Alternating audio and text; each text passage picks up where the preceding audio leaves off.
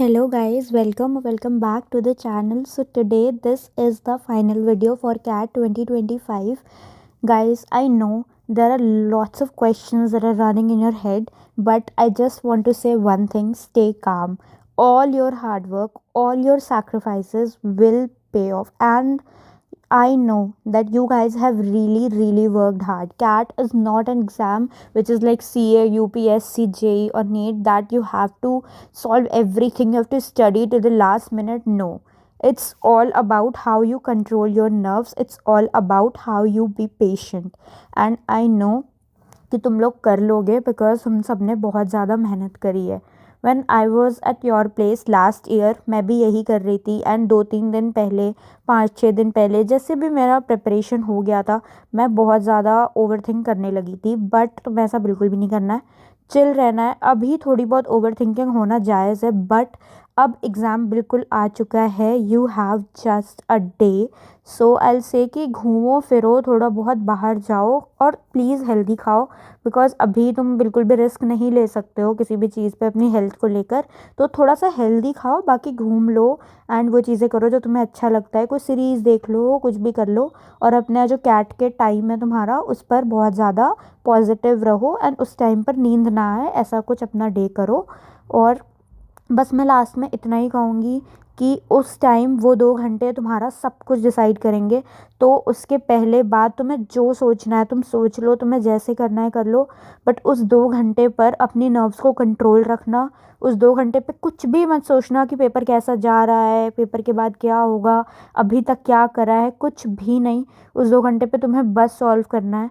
तुम्हारा भगवान ना करे, बट अगर तुम्हारा कोई एक सेक्शन गलत चला जाए, VARC में तुम्हें लग रहा है कि तुम जैसा एक्सपेक्ट कर रहे थे नहीं कर पाए, उस चीज़ को DILR और कॉन्स पे इफेक्ट मत होने देना. Same with all the other sections too. Never forget that there are good colleges which accept overall score. तो अगर तुम अपना एक सेक्शन की वजह से पूरा पेपर बेकार कर लोगे तो दैट्स योर फॉल्ट, बिकॉज तुम्हारे हाथ से सेक्शनल वाले भी और ओवरऑल वाले भी सारे कॉलेजेस जा चुके हैं. तो इसीलिए प्लीज़ अपना एक सेक्शन की वजह से दूसरा गलत मत होने देना.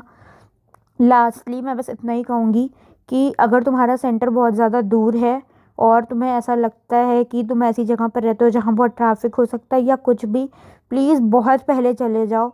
बट अगर तुम्हारा थोड़ा सा पास है और तुम्हें लगता है तुम टाइमली पहुँच जाओगे तो बहुत पहले मत जाना, क्योंकि अंदर जब हम बैठते हैं जाकर तो उस टाइम कोई काम नहीं होता है. तुम्हें वॉशरूम भी नहीं जाने देंगे, तुम्हें कुछ नहीं करने देंगे. अलग अलग जगह पर अलग अलग चीज़ें होती है, बट स्टिल कुछ जगह यही सब होता है.